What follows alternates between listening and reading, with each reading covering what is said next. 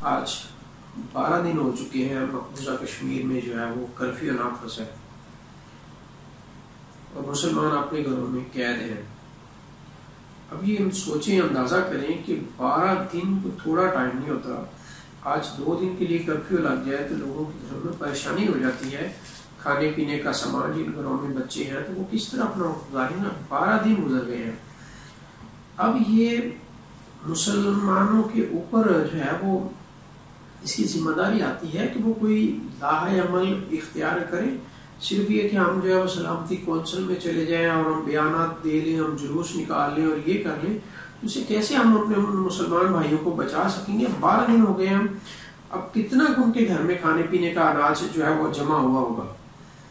جو غریب اور دہاڑی دھر ہوں گے تو ان کے گھروں میں تو فاقے آ چکے ہوں گے. اب یہ جب ان کے گھروں میں فاقے آ گئے، 12 دن گزر گئے، تو اس کے بعد کیا ہوگا کہ آہستہ آہستہ وہ لوگ جو ہیں وہ بالکل نقاہت کا شکار ہو جائیں گے. گھر سے وہ باہر نکل نہیں سکتے اور وادی کے اندر جو ہے وہ باہر سے خرد و نوش کا سامان آنے کی بھی جو ہے وہ اجازت نہیں ہے، اس پر بھی پابندی ہے. تو دکانوں کے اندر، گھروں کے اندر کتنا لوگوں کے پاس کھانے پینے کا سامان ہوگا؟ اور کیا ہوگا کہ وہ اسی طرح بھوک کے ساتھ ہی جو ہے وہ بیچارے اللہ تعالیٰ ان کی حفاظت فرمائے کہ وہ دنیا سے چلے جائیں گے. کس طرح وہ پھر اس کے بعد جو ہے وہ بھارتی فوج کے ساتھ لڑ سکیں گے، ان کا مقابلہ کر سکیں گے؟ مگر ہمارے ہاں یہ ہے کہ ہم صرف جو ہے وہ بیانات دے رہے ہیں. اب یہ وزیر اعظم کا آج جو ہے یہ 16 اگست جمعے کے اخبار میں نوائے وقت میں جو بیان آیا ہے تو اس میں یہ کہہ رہے ہیں کہ جی شدید رد عمل جو ہے وہ سامنے آئے گا، انتہا پسندانہ سوچ اور تشدد جو ہے یہ پروان چڑھے گا. تو اللہ کے بندو، ابھی بھی آپ نے یہی سوچنا ہے.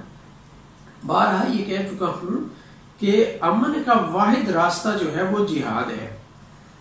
جب مسلمان جہاد کو اختیار کر لیں گے، جہاد جو اللہ کا حکم ہے، اللہ کے نبی نے عملاً جہاد کی اپنی زندگی میں، تو جب ہم جہاد کے راستے پر چل پڑیں گے تو نہ صرف یہ کہ ہم امن میں آئیں گے بلکہ ہم دنیا کو امن دیں گے. دیکھیں، جو مسلمان جہاد کرتے ہیں تو جہاد کے لیے کتنی شرطیں ہیں. یہ تو نہیں ہے کہ وہ اٹھیں گے اور ایسے ہی قتل و غارت شروع کر دیں گے. ہم سوچیں کہ ہماری پاکستان کی فوج دنیا کی بہترین فوج ہے اور یہ اسلامی فوج ہے. یہاں پر میں ایک بات بھی کہنا چاہوں گا حکمرانوں سے اور اپنے مسلح افواج کے سربراہان سے بھی کہ خدا را آپ جہاد کا اعلان کریں اور جہاد شروع کریں، مگر یہ پرائیویٹ جہاد نہیں ہونا چاہیے جیسا کہ افغانستان میں پرائیویٹ تنظیموں کو استعمال کیا گیا اور اس کا خمیازہ ہم نے بعد میں جو ہے وہ کے پی کے میں بھگتا. 50,000 سے زیادہ مسلمان جو ہے وہ اس میں سویلین شہید ہوئے اور 10,000 سے زیادہ ہمارے فوجی شہید ہوئے اور تقریباً ہمارا بہت زیادہ جانی نقصان کے ساتھ ساتھ مالی بھی نقصان ہوا. تو خدا را جہاد سرکاری سطح پہ جہاد کا اعلان کریں اور اس میں یہ ہے کہ عام لوگوں کو جہاد کی تربیت دے کے جہاد کے لیے بھیجیں، مگر یہاں پہ پرائیویٹ تنظیموں کو جہاد کے لیے جو ہے اس کی اجازت نہ دی جائے.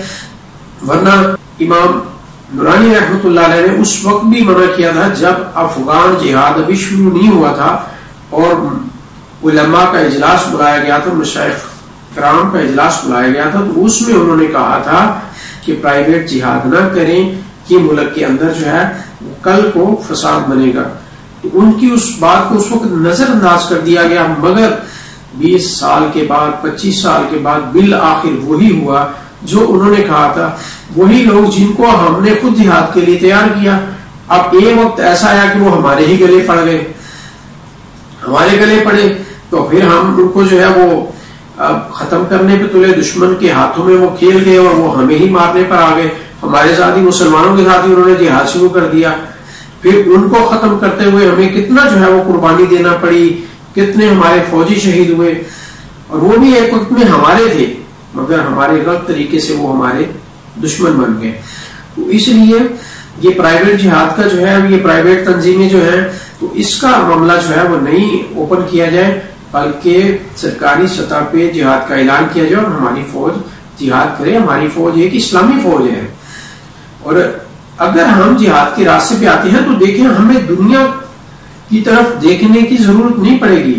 دنیا آ کے ہمارے جو ہے وہ ہم سے بات کریں گے وہ کہیں گے کہ ہم سے بات کریں، ہم آپ کی بات منواتے ہیں. اس طرح ہم دوسروں کے آگے امن کی بھیک مانگتے رہیں گے تو یاد رکھیں امن کبھی بھی بھیک میں مانگنے سے نہیں ملتا. جب دشمن آپ کے سر پہ چڑھ آئے اور آپ کو ختم کرنے پر تلا ہو تو پھر امن جو ہے وہ دشمن کا منہ توڑنے پہ ملتا ہے، دشمن کی کمر توڑنے پہ جو ہے وہ امن ملتا ہے، بھیک مانگنے سے امن نہیں ملتا. خدا را ابھی بھی وقت ہے، ایسا نہ ہو کہ ہم یہ اجلاسوں میں، بیانات میں، جلسے جلوس میں وقت ضائع کرنے اور ہمارے وہ کشمیر کے مسلمان بھائی جو ہیں وہ بیچارے ان کے ساتھ وہی معاملہ ہو جائے. خدا نہ خواستہ اللہ نہ کرے کہ بوسنیا کی طرز کا معاملہ ہو ان کے ساتھ، تو کیا بنے گا؟ پھر ہم کیا اللہ کی بارگاہ میں قیامت کے دن جواب دیں گے کہ ہم ایٹمی طاقت بھی تھے، ہمارے پاس بہترین میزائل سسٹم بھی تھا، دنیا کی بہترین فوج، جذبہ جہاد سے سرشار فوج بھی ہمارے پاس تھی، اور قوم بھی ایسی قوم تھی جو فوج کے شانہ بشانہ لڑنے کے لیے تیار تھی اللہ کی راہ میں، مگر ہم نے دیر کر دی اور ہمارے مسلمان بھائی اگر خدا نہ خواستہ دب گئے اور ختم ہو گئے تو ہم اللہ کی بارگاہ میں کیا جواب دیں گے؟ خدا را ابھی وقت ہے، حکمرانوں کے لیے ابھی وقت ہے کہ وہ صحیح فیصلہ صحیح وقت پہ کر لیں. انشاءاللہ اللہ تعالیٰ کی مدد آئے گی ہمارے ساتھ اور اللہ تعالیٰ ہمیں سرخرو فرمائے گا. اور اگر ہم غیروں کی طرف دیکھتے رہے، امن بھیک میں مانگتے رہے، امن کی بھیک مانگتے رہے تو ہم دنیا میں بھی رسوا ہوں گے اور آخرت میں بھی اللہ تبارک تعالیٰ کی پکڑ کا شکار ہوں گے.